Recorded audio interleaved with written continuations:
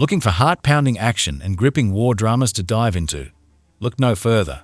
In this video, we've curated a list of the best action and war movies currently streaming on Netflix. From intense battle scenes to compelling narratives, these films are bound to keep you glued to the screen. Whether you're a fan of adrenaline-fueled combat or stories of heroism and sacrifice, there's something here for everyone. Don't miss out on these incredible cinematic experiences. Hit play now and get ready for an unforgettable movie marathon. Before starting the video, I request you to please subscribe my channel. I need your support. Please support me. Please watch the full video, like and share. Thank you. Let's start the video. Number 12. 13 Hours. The Secret Soldiers of Benghazi. In 2012, Benghazi, Libya is named one of the most dangerous places in the world, and countries have pulled their diplomatic officers out of the country in fear of an attack by militants.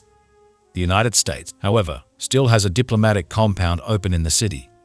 Less than a mile away is a CIA outpost called the Annex, which is protected by a team of private military contractors from Global Response Staff. New to the detail is Jack Silver, who arrives in Benghazi and is picked up by Tyrone Roan Woods, commander of the GRS team and a personal friend of Silver. Arriving at the Annex, Silver is introduced to the rest of the GRS team and the CIA chief of station, who constantly gives the team strict reminders to never engage the citizens. Number 11. War Horse. I was expecting this movie to be just another extravagant sentimental potboiler. Wow, was I surprised. This is a great movie. The title says the movie is about a horse, but it's really about a lot more than that.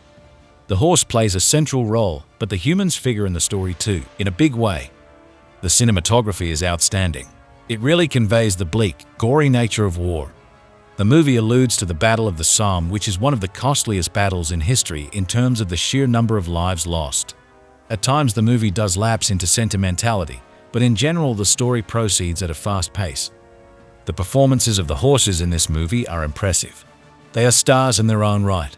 If the movie accomplishes nothing else, it shows that war is hard on animals too, and like the humans, they are victims too. There was never a horse that wanted to go to war. That any horses survived at all in the war is amazing. Anyway, this movie is well worth watching. Number 10. The Last Samurai. In the 1970s, Captain Nathan Algren, a cynical veteran of the American Civil War, who will work for anyone, is hired by Americans who want lucrative contracts with the Emperor of Japan to train the peasant conscripts for the first standing imperial army in modern warfare using firearms. The Imperial Amura Cabinet's first priority is to repress a rebellion of traditionalist samurai, hereditary warriors, who remain devoted to the sacred dynasty, but reject the westernizing policy and even refuse firearms. Yet, when his ill-prepared superior force sets out too soon, their panic allows the sword-wielding samurai to crush them. Badly wounded, Algren's courageous stand makes the samurai leader Katsumoto spare his life. Once nursed to health, he learns to know and respect the old Japanese way, and participates as advisor in Katsumoto's failed attempt to save the Bushido tradition.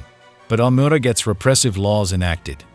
He must now choose to honor his loyalty to one of the embittered sides when the conflict returns to the battlefield. Number 9. American Sniper. The story follows Navy SEAL sniper Chris Kyle's pinpoint accuracy saves countless lives on the battlefield and turns him into a legend. Back home with his family after 4 tours of duty, however, Chris finds that it is the war he can't leave behind. American Sniper is probably one of the best war films I've seen since Saving Private Ryan. Now, I would probably won't consider this a war film because it mostly focuses on one character. One of the most recent war films that I really enjoyed last year was Lone Survivor. Now, I thought that movie was really good, but it was just handled very overly dramatic. I think this is probably one of the best performances Bradley Cooper has given in his career. I also think this is Clint Eastwood's best movie he has directed since Gran Torino. The action scenes were handled very well and it felt real. Number 8. Zodiac 30. Maya is a CIA operative whose first experience is in the interrogation of prisoners following the Al-Qaeda attacks against the US on the 11th September 2001. She is a reluctant participant in extreme duress applied to the detainees, but believes that the truth may only be obtained through such tactics. For several years, she is single-minded in her pursuit of leads to uncover the whereabouts of Al-Qaeda's leader, Osama bin Laden. Finally, in 2011, it appears that her work will pay off, and a US Navy SEAL team is sent to kill or capture bin Laden. But only Maya is confident bin Laden is where she says he is. It's not an action flick, it's a thriller movie. Dunkirk 30 was a fantastic piece of work. Jessica Chastain was brilliant in the convincing centerpiece of the narrative. It was long, starting strong, losing credit towards the middle, but the final hour was terrific. Number 7. Restrepo. Sebastian Junger and Tim Hetherington's year dug in with the 2nd Platoon in one of Afghanistan's most strategically crucial valleys reveals extraordinary insight into the surreal combination of back-breaking labor, deadly firefight, and camaraderie as the soldiers painfully push back the Taliban. Watching this is about as real as it can get, well apart from the sheer terror of actually being their heart-in-mouth documentary about basically a lot of kids thrown into a mad, crazy, and very scary situation, knowing any second could be their last. Powerful stuff. Makes you realize how brave anyone who puts a uniform on and goes into a life-or-death battle situation really is. Fighting an unseen enemy in their own backyard is a hard task. If you didn't have respect for the armed forces, you will have after watching this. Number 6. The Boy in the Striped Pajamas. Bruno with his family are moved to a home outside a concentration camp. The 8-year-old Bruno is very naive and does not realize the reality that surrounds him. We watch as the home tutor teaches Bruno and his older sister that all Jews are evil and bad. Bruno maintains his innocence as his sister becomes more embedded in the Nazi culture. Bruno goes exploring and befriends a young boy his own age who lives in the concentration camp. Their friendship evolves and Bruno eventually breaks into the concentration camp to help his mule find his father. As they move around the camp, they end up in a hut that is next in line for the gas chamber. Bruno and his friend cannot escape and end up in the chamber. Bruno's father figures it out too late. Extremely emotional. Do not watch this with a child under 16, and even then consider your child's emotional well-being. Number 5. Fury. During the last days of World War II, the 5 veteran crew members of an American tank nicknamed Fury make their way through an unforgiving landscape, war-ravaged Nazi Germany. But after their bow gunner is killed in action, the 4 remaining soldiers have to accept an inexperienced private first class named Norman Ellison as his replacement. At first, Ellison is shaken by the horrors around him and is frequently at odds with his crewmates, but as time moves on, he is gradually integrated into the crew, and together they will face extraordinary odds. If you like this video, please subscribe to my channel, like and share the video. Thank you. Number 4. Lone Survivor. In 2005 Afghanistan, Navy SEALs Marcus Luttrell, Michael Murphy, Danny Dietz and Matthew Axelson deploy on a mission of surveillance and to take out Taliban leader Ahmad Shah. Though spotted by goatherds, Luttrell and his team decide not to kill them. But one of the Afghans alerts a group of Taliban fighters to the invaders, and a terrible battle ensues, in which the SEALs find themselves hopelessly outnumbered and outgunned. Number 3. The Hurt Locker. The Bravo Company's bomb disposal unit, currently stationed in Baghdad, comprises as Army Sergeant First Class Will James, Sergeant Sanborn, and Specialist Owen Eldridge. James, the new tech team leader, arrives on the scene when Bravo Company has just 39 days left on its current deployment.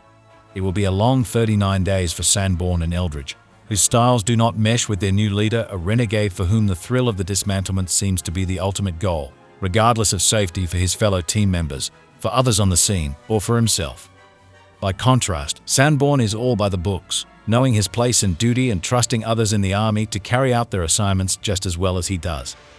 Eldridge, on the other hand, is an insecure soldier constantly worried that an error or misjudgment on his part will lead to the death of an innocent civilian or a military colleague.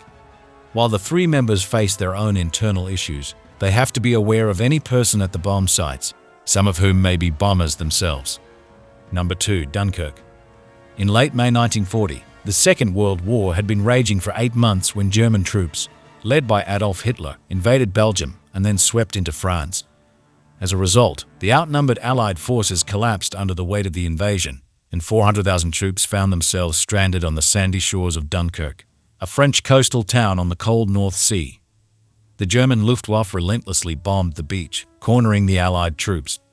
However, with England only 33.3 kilometers away across the Strait of Dover, a massive evacuation, codenamed Operation Dynamite, was imperative. The procedure involved hundreds of naval and civilian vessels to evacuate the stranded soldiers. While 3 Royal Air Force Spitfires tried to fend off the Nazi attacks, a civilian captain, along with his son and his friend, worked tirelessly to rescue as many soldiers as possible. Despite the odds, the evacuation was successful, a pivotal point in the war effort. The operation made history as the Miracle of Dunkirk. Number 1. Hacka Ridge. Desmond T. Doss, a boy raised in the Blue Ridge Mountains of Virginia, witnessed the destructive impact of violence at an early age. This experience fueled his desire to become an honest, God-fearing man who would never be afraid to stand up for his beliefs. After the surprise attack on Pearl Harbor, Desmond felt an overwhelming urge to do his part. He enlisted in the U.S. Army with a strong desire to become a combat medic. However, Desmond's pacifistic Seventh-day Adventist beliefs soon put him at odds with his superiors and comrades. After all, he refused to participate in gun training, triggering tension with superiors and comrades. But despite these challenges, Desmond remained steadfast in his views. When his unit was deployed to Japan during the brutal Battle of Okinawa, Desmond found himself in a perilous situation. As an unarmed, conscientious objector, he was forced to put his faith and sense of duty to the ultimate test.